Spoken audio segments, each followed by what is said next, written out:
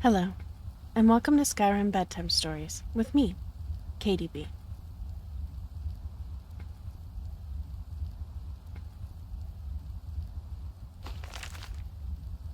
The Ruins of Kemel-Ze by Rollard Nordsen. With the acclamations of the Fellows of the Imperial Society still ringing in my ears, I decided to return to Morrowind immediately. It was not without some regret that I bade farewell to the flesh pots of the Imperial City, but I knew that the wonders I had brought back from Raled Mackay had only scratched the surface of the Dwemer ruins in Morrowind. Even more spectacular treasures were out there, I felt, just waiting to be found, and I was eager to be off.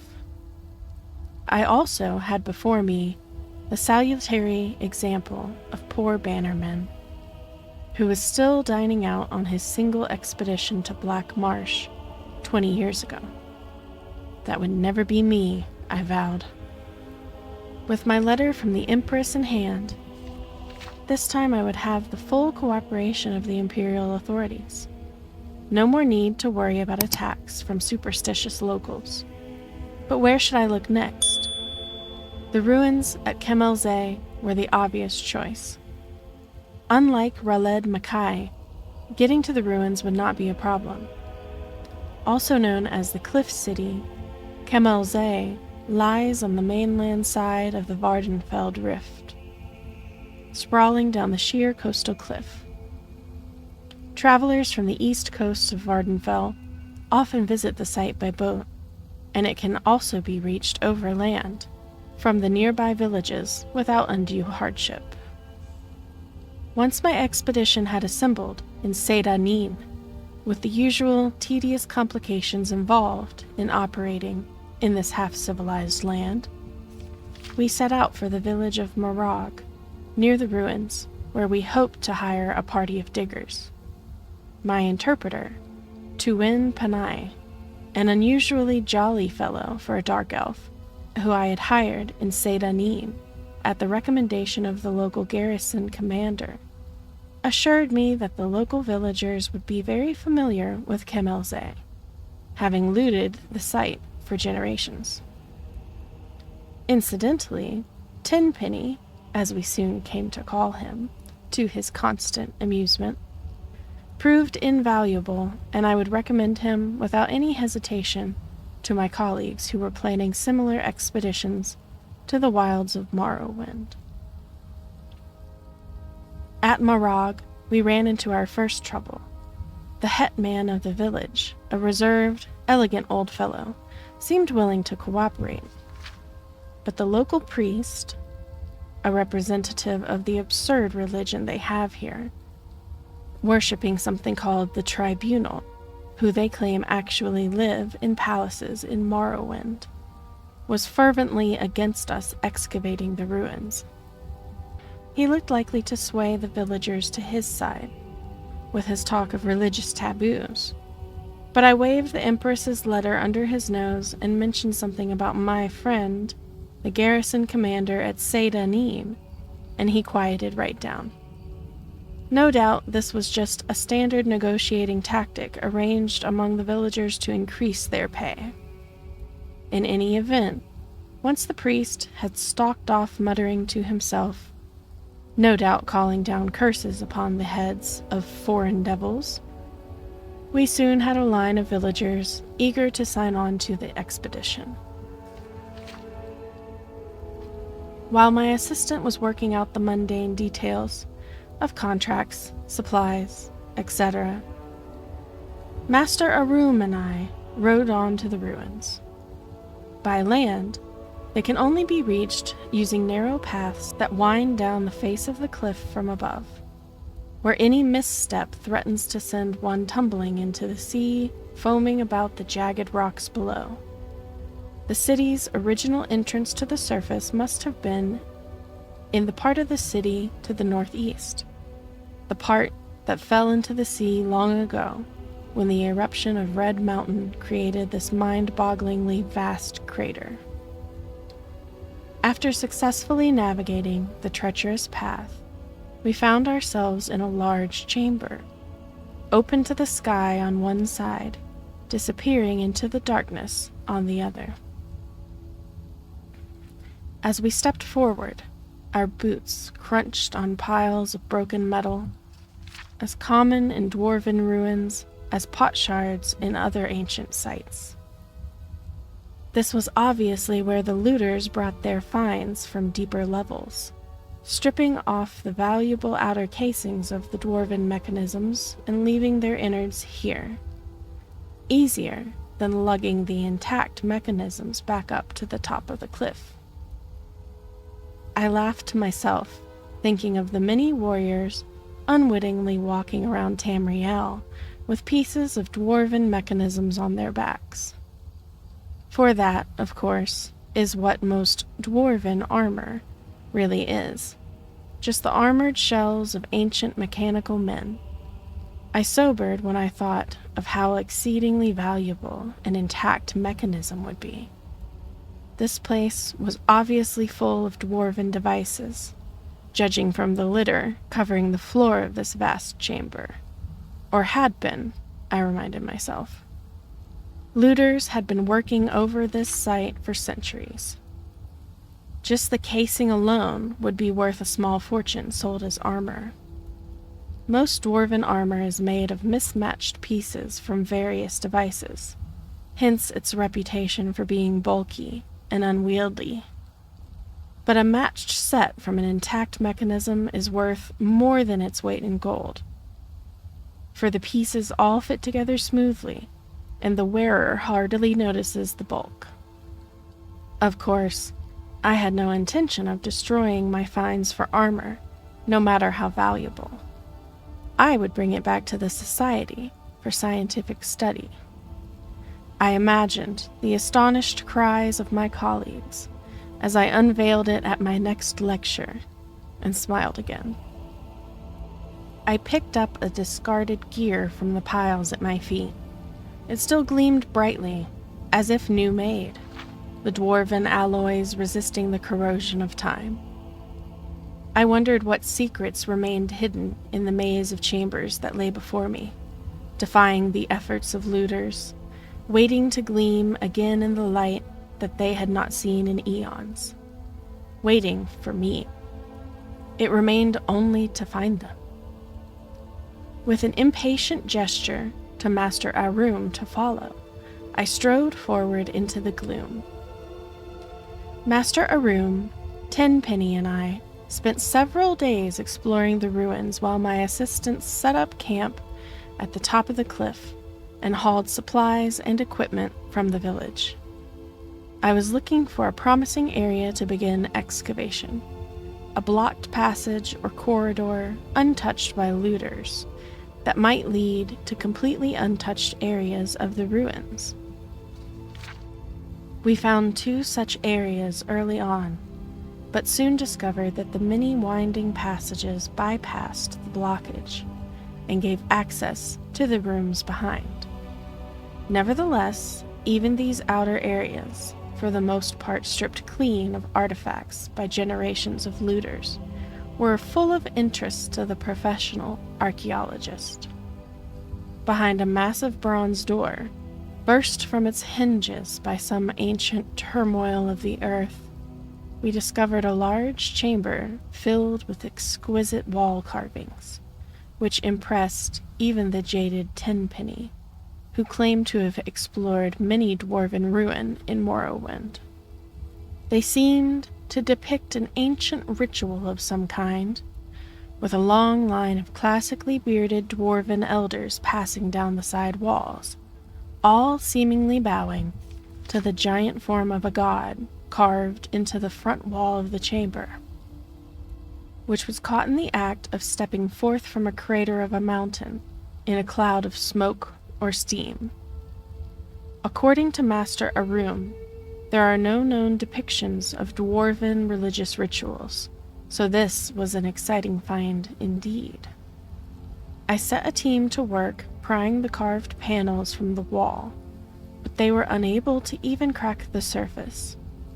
On closer examination, The chamber appeared to be faced with a metallic substance with the texture and feel of stone, impervious to any of our tools. I considered having Master Arum try his blasting magic on the walls, but decided that the risk of destroying the carvings was too great. Much as I would have preferred to bring them back to the Imperial City, I had to settle for taking rubbings of the carvings. If my colleagues in the society showed enough interest, I was sure a specialist could be found, perhaps a master alchemist, who could find a way to safely remove the panels. I found another curious room at the top of a long, winding stair, barely passable due to the fall of rubble from the roof. At the top of the stair was a domed chamber with a large ruined mechanism at its center. Painted constellations were still visible in some places on the surface of the dome.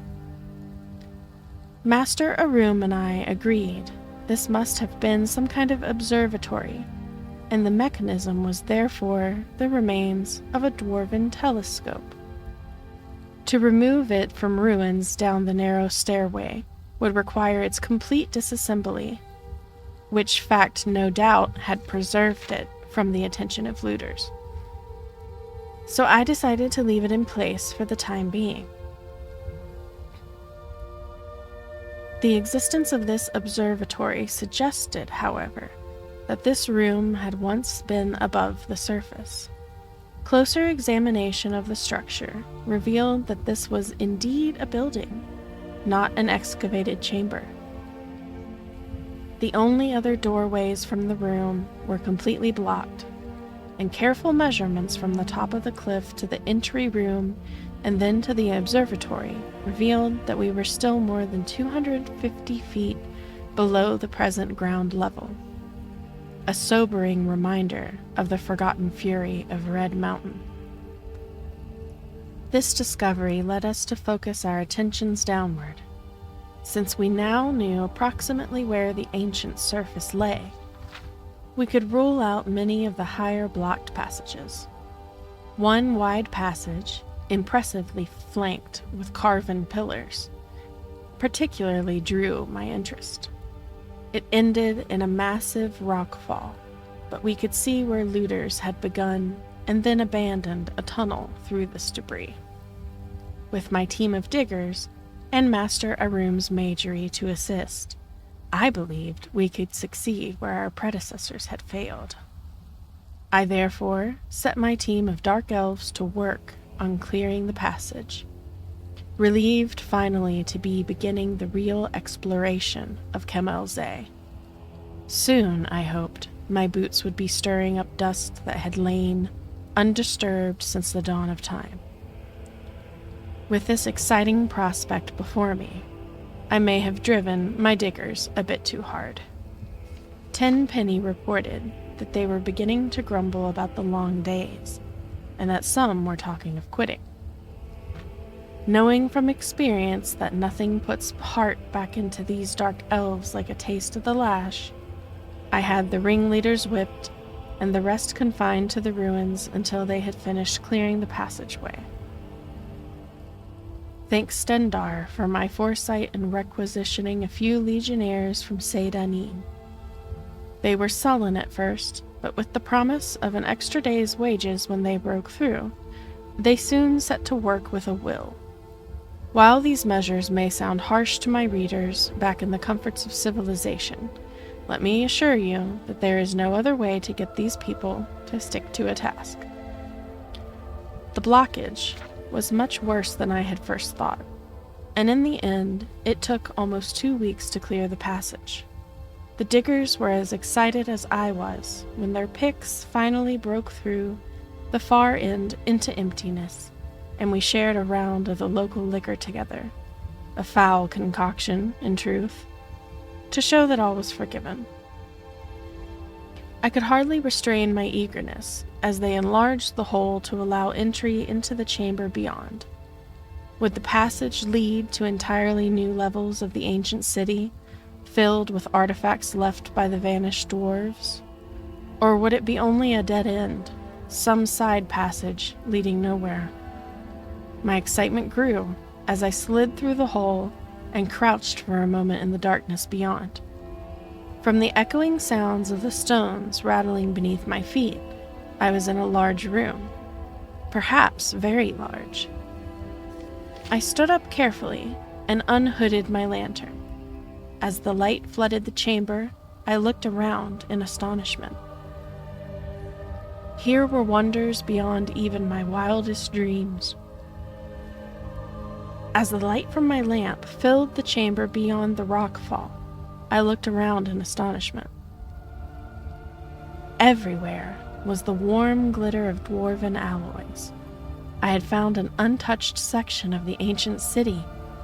My heart pounding with excitement, I looked around me. The room was vast, the roof soaring up into darkness beyond the reach of my lamp, the far end lost in shadows, with only a tantalizing glimmer hinting at treasures not yet revealed. Along each wall stood rows of mechanical men, intact except for one oddity. Their heads had been ritually removed and placed on the floor at their feet. This could mean only one thing. I had discovered the tomb of a great dwarven noble, maybe even a king. Burials of this type had been discovered before, most famously by Ransom's expedition to Hammerfell, but no completely intact tomb had ever been found. Until now. But if this was truly a royal burial, where was the tomb? I stepped forward, gingerly, the rows of headless bodies standing silently, as they had for eons, their disembodied eyes seeming to watch me as I passed.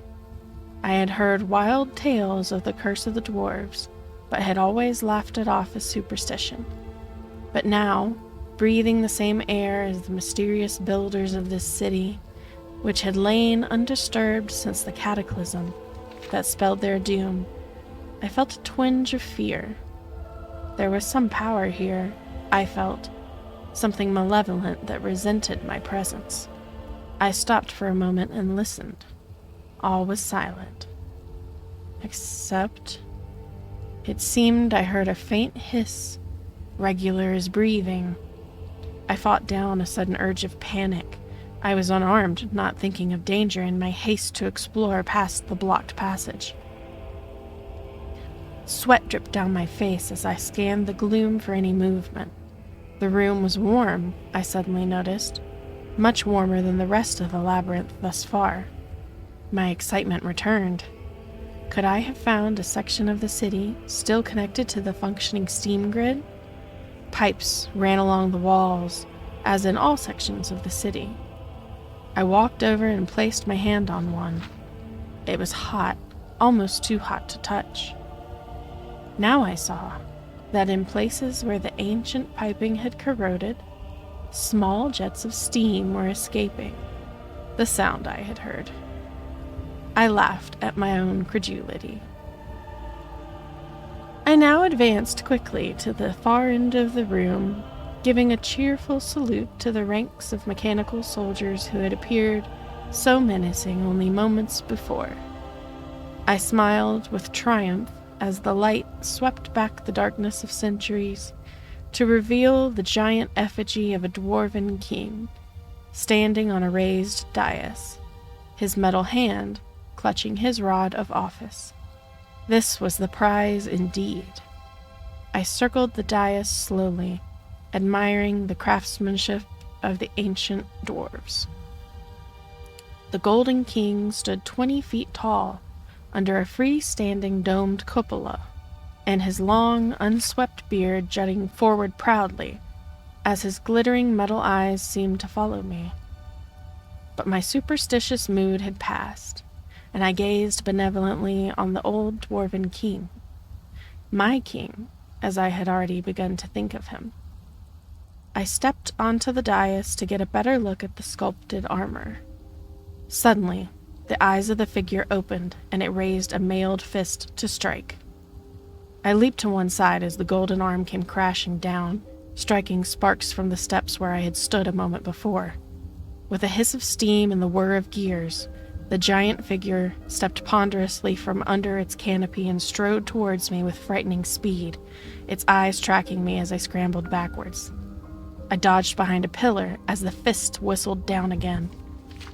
I had dropped my lantern in the confusion, and now I crept into the darkness outside the pool of light, hoping to slip between the headless mechanisms and thus escape back to the safety of the passageway. Where had the monster gone? King would be hard to miss, but he was nowhere to be seen. The guttering lamp only illuminated a small part of the room. He could be hiding anywhere in the gloom. I crawled faster. Without warning, the dim ranks of dwarven soldiers in front of me went flying as the monstrous guardian loomed before me. He had cut off my escape. As I dodged backwards, blow after blow whistled down as the implacable machine followed me relentlessly, driving me into the far corner of the room. At last, there was nowhere left for me to go. My back was to the wall. I glared up at my foe, determined to die on my feet. The huge fists lifted for one final blow. The room blazed with sudden light. Bolts of purple energy crackled across the metal carapace of the dwarven monster, and it halted, half-turning to meet this new threat.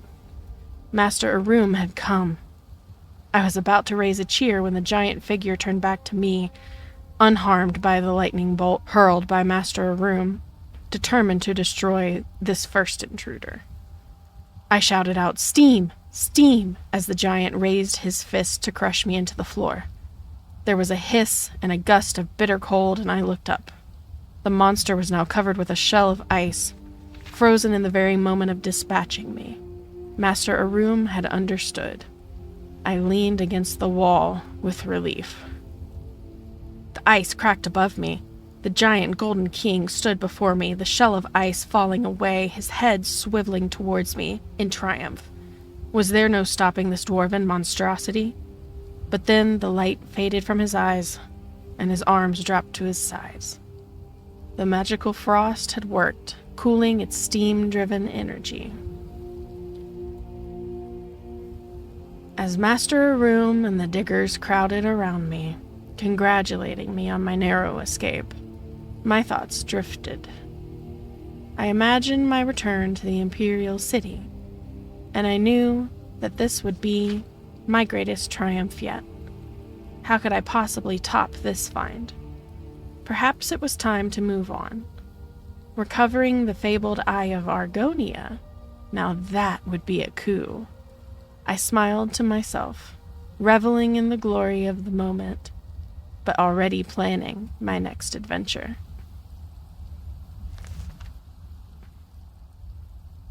Thank you very much for watching. If you liked it, click like, and if you'd like to hear me read you more Skyrim Bedtime Stories, consider subscribing. Thanks.